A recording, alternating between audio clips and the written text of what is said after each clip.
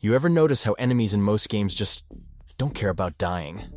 They charge you head-on like they've got nothing to lose. But what if that flipped? What if you were the one that enemies feared? Hey everyone, welcome to the channel. This is Di2Cowboy, and today we're going over 10 games where the enemies don't want to fight you, they want to run.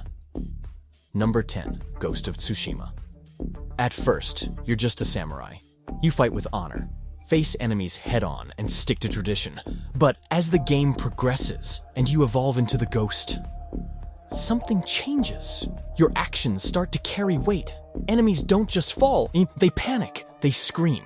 Sometimes they freeze up entirely. Eventually, you unlock Ghost Stance, a terrifying power that lets you walk calmly through crowds, cutting down enemies while the rest stand in place, paralyzed by fear.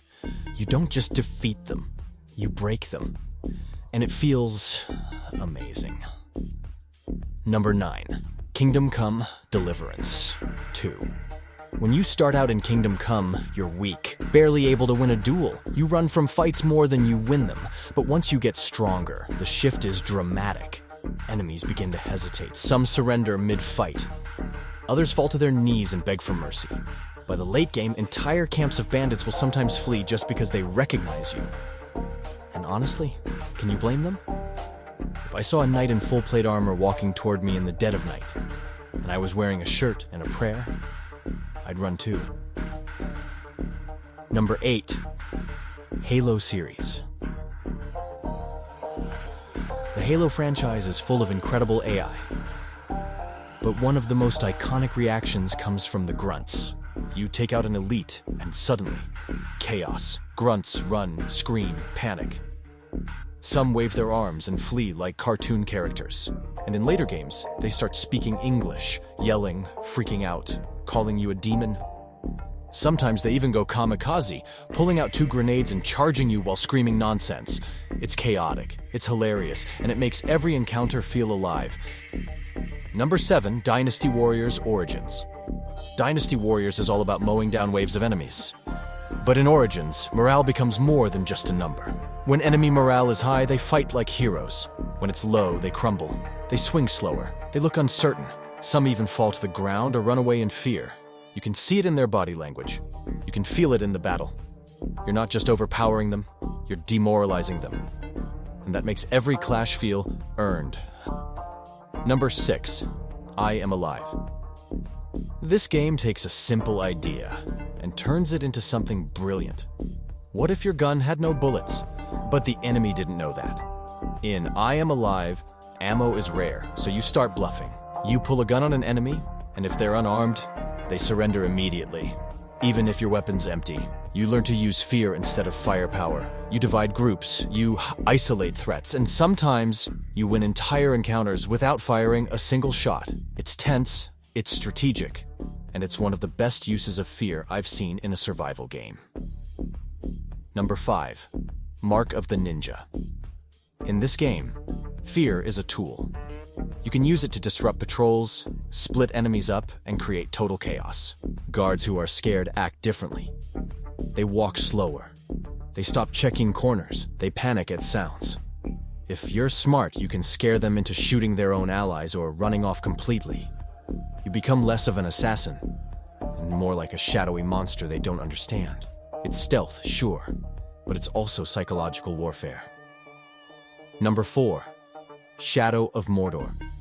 This game is a power fantasy done right. The more you play, the more the orcs start to fear you. They talk about you in whispers. Some drop their weapons the moment you appear. Captains run before you, even lift your sword. You can use executions, brutal kills, and stealth takedowns to terrify entire camps. They'll scream. They'll scatter. Sometimes they'll even betray each other. You're not just killing orcs anymore. You're haunting them. Number 3, The Punisher, 2005. In this game, fear isn't a side effect. It's your main weapon. Enemies scream when they see you. They freeze when you execute someone nearby. Sometimes they just drop their guns and beg. Slaughter mode takes it to another level. The screen turns red, the music changes, and enemies run for their lives. Even interrogations are filled with dread. You don't feel like a man. You feel like a myth. and your enemies treat you like one. Number 2, Dishonored.